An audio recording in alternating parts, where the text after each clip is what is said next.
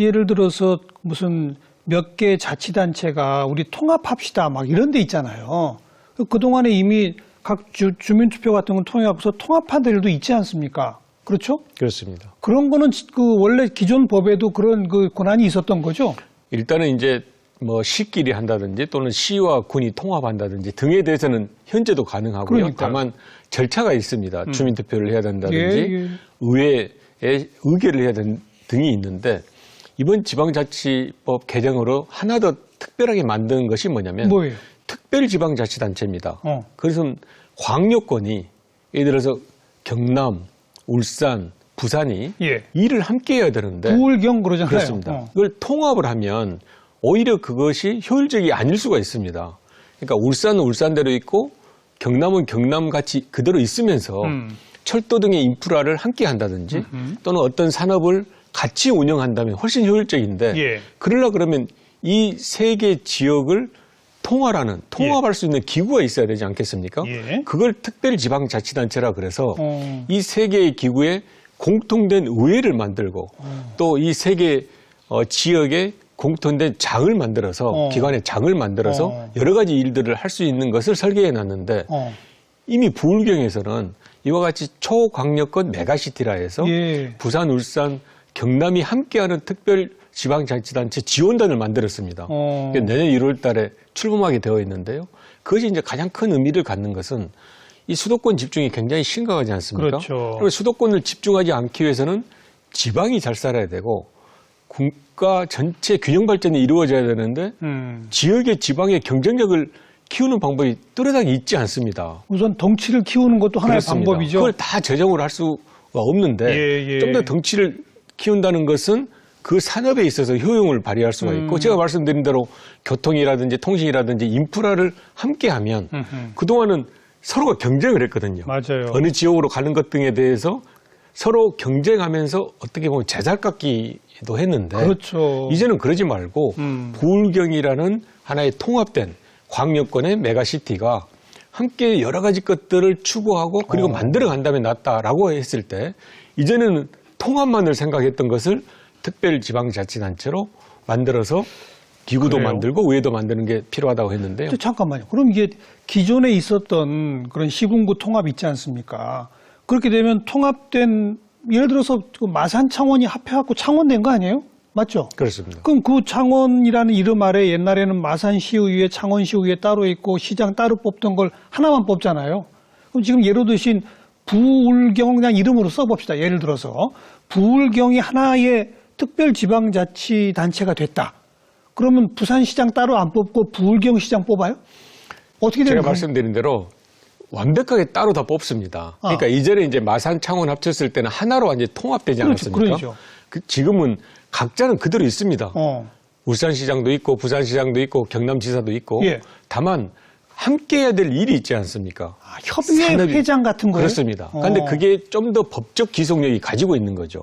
아우르는 의회가 생기고 그 아우르는 기관의 장이 생겨서 적어도 여기서 결정하는 것 등은 부산, 울산, 경남에 모두가 효력을 주어지고 더 중요한 것은 중앙부처 입장에서는 그동안 울산만을 상대하던 또는 부산만을 상대해서 공항과 철도를 이야기했다면 이제는 부울경을 통할하는 그런 단위와 함께 이야기를 하기 때문에 훨씬 효율적이 될 수 있는 거죠. 이번에 그러니까 지방자치법 전면 개정에서 지금 쭉 설명 말씀을 들으니까 주민이 원하면 할 수 있는 선택지를 여러 가지로 열었군요. 저는 이제 기본적으로 그렇죠. 거기에 원칙은 제가 보충적인 원칙도 말씀드렸습니다만은 더 큰 원칙은 지방자치에 있어서는 자율성을 보장하는 거라고 생각합니다. 그게 자치분권이죠. 그렇습니다. 그 자율권에 기해서 많은 제도를 설정해놨기 때문에 앞으로 충분히 주민분들의 자율권이 신장되기를 기대합니다.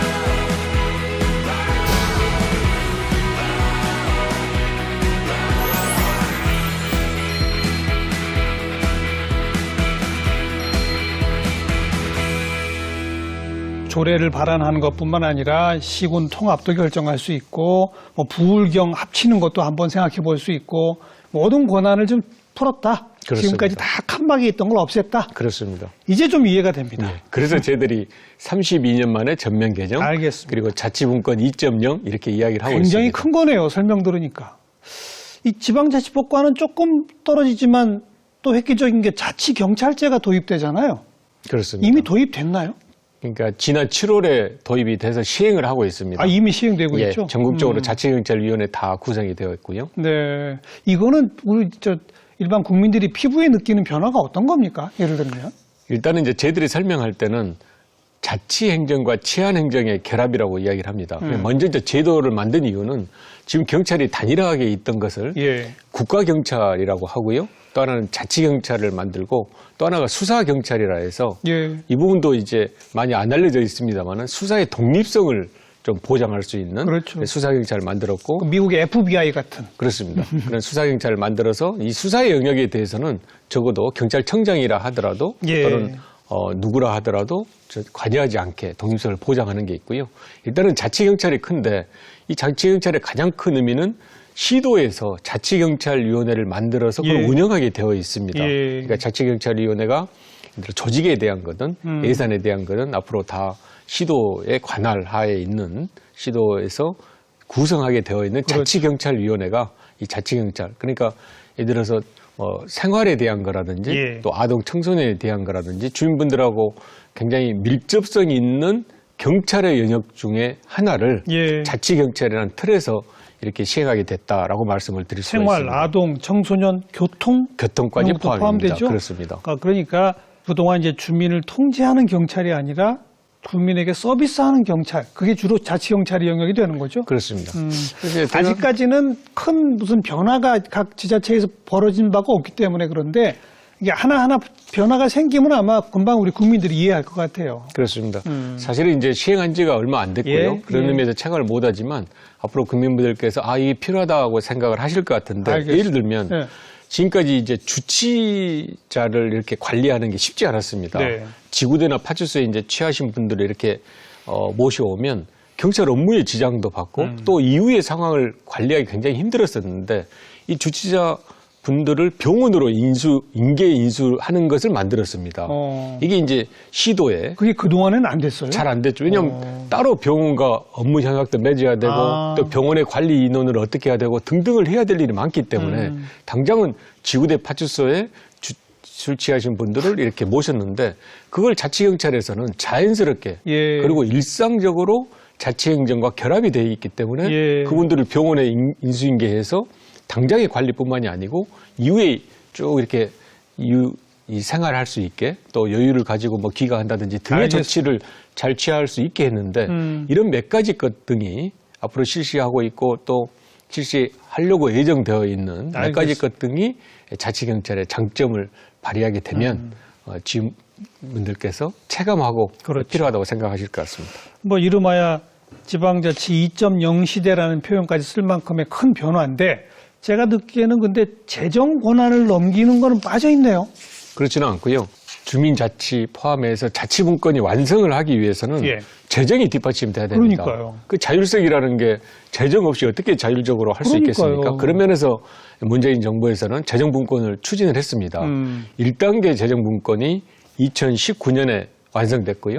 그리고 2단계 재정분권이 지난 11월에 국회에서 법안이 다 통과가 됐습니다. 그랬어요? 예, 이제 차이점이라면 그동안 부가가치세 중에서 지방소비세를 11%를 하던 것을 예. 25.3%까지 신장했습니다. 11에서 25.3으로. 그렇습니다. 그렇게 돼서 2배 넘게 됐네요. 13조 이제 몇 가지 같이 이제 가는 제도가 있지만 다 합치면 13조 8천억 정도를 지방 재정에 확충을 했습니다. 그러니까 주민분들께서 추가로 세금을 하나도 더 내지 않고 그동안 국가가 국가 재정으로 쓰던 것을 약 13조 8천억 정도를 지방 재정에 확충을 해서 그동안 국세와 지방세 비율이 78대 22였는데 그걸 72.6대 27.4까지 이렇게 낮췄는데요. 이미 그건 시행이 되고 있군요. 그러니까 지난 11월에 관계법이 통과되면서 어느 정도 재정문건이 완성됐다고 생각을 하는데 이 국세와 지방세 비율이 저희들이 생각하는 7대3 정도가 되면 훨씬 더 지방자치의 알겠습니다. 자율성이 보장된다고 생각하고 충분하지는 않지만 이와 같이 그동안 노력을 해서 상당한 성과는 거뒀다라고 말씀을 드릴 수가 있습니다. 그렇게 오랫동안 우리가 지방자치를 해왔고 이런저런 노력을 해왔음에도 불구하고 여러 곳이 지금 소멸 위기에 있다 정도까지 나오니까 조금 더 획기적으로 지역의 경제도 살리고 뭐 인구도 좀 더 유입시킬 수 있고 이런 게 필요하지 않느냐. 그래서 사실 노무현 정부 때부터 혁신도시라는 걸 정해가지고 서울 수도권에 있던 공공기관들을 다 이주시키고 막 이러지 않았습니까? 문재인 정부도 그 시즌2를 하겠다라고 했는데 아직 결정 안 됐죠. 예, 그 부분에 대해서는 여러 가지 것들에 대해서 이제 많은 고려를 또 고민을 했는데 사실은 그 부분이 이제 균형 발전 측면에서는 굉장히 효과가 있습니다만 또 자칫하면 굉장히 갈등이 일어날 수 있는 소지가 있지 않습니까? 그런 면에서 저희들이 이제 많은 정책적 대안을 마련 중에 있고요. 아직 시행은 하지 못하고 있습니다. 그럼 그 혁신도시 공공기관 이전 말고 왜 그 지역 뉴딜이라는 게 있지 않습니까? 그렇습니다. 그건 뭡니까, 그건? 일단 한국판 뉴딜을 했고요. 코로나19로 인해서 저희들이 이 위기를 극복하고 새로운 성장 동력을 만들 필요가 있다 해서 한국판 뉴딜을 실시를 했는데 그렇죠. 그 한국판 뉴딜을 하면서 지역균형 뉴딜을 한 부분으로 넣습니다.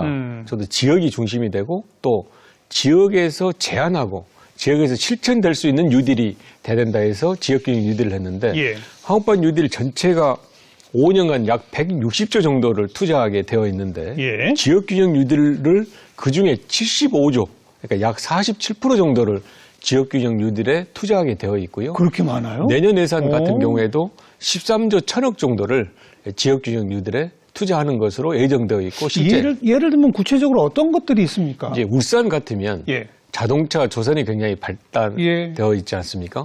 그걸 연계해서 부유식 해상 풍력을 만드는 겁니다. 무슨? 부유식, 떠 있는. 부유식. 그러니까 먼 바다 상당히 떨어져 있는데요. 거기에 부유식으로 떠 있는 해상 풍력 시설을 만들어서 해상 풍력을 이용해서 그리고 이제 전기를 생산하게 되는 거죠. 그게 이제 자동차 조선 산업과 연계가 되어 있습니다. 그게 당연히 지역에서 원하는 거고 또 지역에서 제안도 하고 중앙정부와 연계해서 논의했던 건데 그런 사업을 한다든지. 그리고 그 녹색 성장하고도 관련이 되네요. 그거. 그렇습니다. 그죠? 그걸 이제 바다 위에 둥둥 떠서 돌아가며 전기를 생산한다. 그렇습니다. 그걸 이제 울산 지역이 하고 그럼 또 유사한 해상 풍력을 전남 같은 경우에는 섬과 그 육지 사이에 바람이 굉장히 셉니다. 그렇죠. 그 섬과 육지 사이에 해상 풍력을 또한 신안 지역에 만든다든지 이게 다 지역에서 제안도 하고 지역하고 논의했던 거거든요. 전북 경우에는 좀 새로운 식물 캐나프라고 하던데요. 뭐래? 캐나프라는 식물이 있답니다. 그걸 캐나프를 이용해서 바이오 플라스틱을 제조하게 하는 것. 바이오로 플라스틱이 그렇습니다. 나와요. 역시 신소재죠. 그걸 한다든지. 그리고 충북 같은 경우에는 원래 바이오 헬스가 좀 많이 활성화되어 있어서 거기 뭐 오송지군가 하는 데가 그 특화지된 의료 단지가 있었습니다. 그렇죠. 그래서 스마트 의료 플랫폼 단지를 만든다. 이런 부분이 다 지역에 특화되어 있고 지역에서 그동안 노력해왔던 산업 등을 활용해서 만드는 것이 저희들이 이야기하는 지역균형 뉴딜인데 그게 상당히 이제 활성화됨으로 인해서 자꾸 말씀드린 대로 수도권 이외에 지방에서 경쟁력 있게 그와 같은 성장 동력을 만드는 게 필요하고 그 일환의 수단이 바로 지역균형 뉴딜이라고 말씀드릴 수 있습니다. 이렇게 자치분권 2.0이 좀 본격화되면 정말 막 지금 소멸 위기에 있다는 데가 많죠? 그렇습니다. 그 좀 없어질까요? 그런데? 그것도 정말 복합적인 다양한 이제 역할이 필요한데요.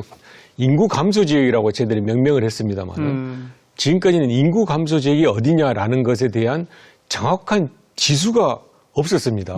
어느 지역을 말하냐. 물론 조금 더 낙후된 지역이 있고 또는 어르신 고령층이 많은 지역이 있다고 하지만 정확한 지수를 없던 것을 저희들이 이제 행정안전부에서 그동안 용역을 해서 인구 감소 지역이 무엇이냐, 어디를 인구 감소 지역으로 할 것이냐라는 것에 대한 객관적 지수를 이번에 만들었습니다. 그러니까 청년의 순이동률이라든지 또 고령층의 이동 또는 인구 비율, 인구 감소 비율 등등을 8가지 지표를 이용해서 한 인구 감소 지역이 여기는 인구 감소 지역이 좀 심각한 것 같다. 네. 그러면 89개의 지역을 저희들이 이제 설정을 정했군요. 했는데 정해서 예. 여기에 대해서는 이제 저희들이 법안을 이제 제출하게 되는데요.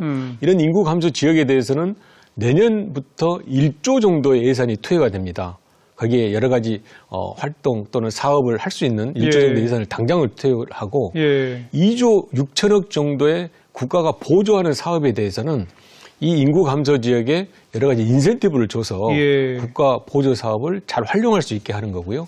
무엇보다도 그런 재정적 투자 못지않게 이 인구 감소 지역의 학교라든지 복지시설이라든지 또는 문화시설이라든지 등등을 효율적으로 또는 효과적으로 잘 못하는 것 등에 대해서는 특례를 만들어서 그 지역만은 좀 더 나은 시설을 만들 수 있게 하는 일반적인 법률 포함해서 여러 가지 개별법을 개정하려고 하고 있습니다. 아직 이건 법 개정까지는 안 갔어요? 그렇습니다. 이제 지수를 만들어서 저희들이 이제 그동안 국회에 있었던 여러 가지 법에 대해서 합쳐서 일단 개념도 분명하게 하고 또 장기적인 또 중장기적인 계획도 세우고 당장은 제가 말씀드린 대로 재정도 투자를 하고 그리고 더 나아가서 많은 특례를 줘서 적어도 많은 분들이 살기 힘들어서 생활하기 힘들어서 거기를 벗어나는 것 등을 좀 막아보자라고 이야기하는 게 제가 말씀드린 산업은 지역경영 리더로 위해서 부응을 하고 여러 가지 성장 동력을 만든다면 또 한편으로 제도적으로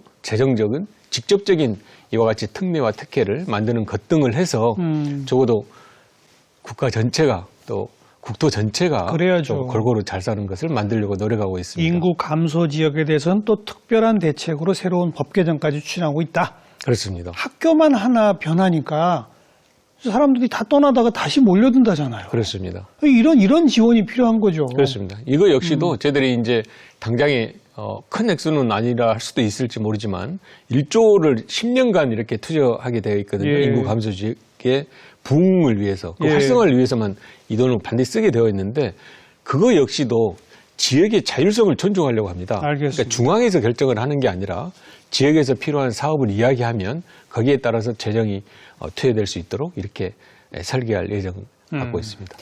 획기적 변화, 뭐 무슨 2.0 시대, 전면 개정 오늘 여러 가지 말했습니다만 정부가 해야 할 일 중에 첫 번째가 이 내용들을 주민한테 알리는 겁니다.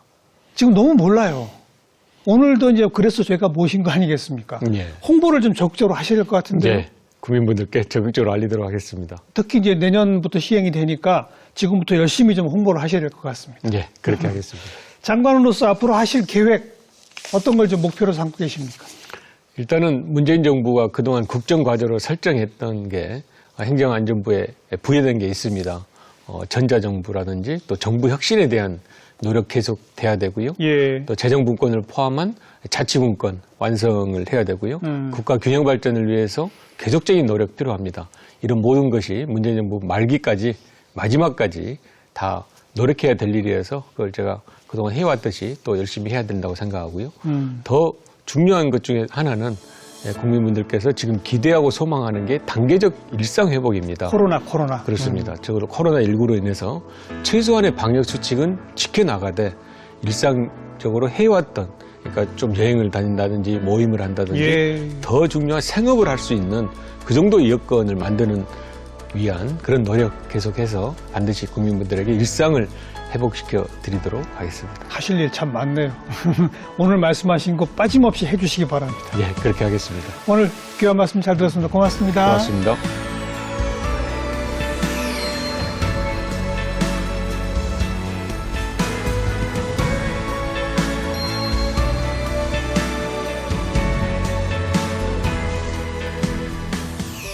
네, 우리가 뭐 해외에 여러 나라 다닙니다만 선진국 하면 사실 부러운 게 저 지방 구석구석에 가도 아 여기도 손댄 흔적이 있네 라는 걸 발견할 때 아니겠습니까? 그런 균형 발전 이루어지기를 같이 좀 소망해 보겠습니다. 다음 시간 또 뵙죠. 안녕히 계십시오.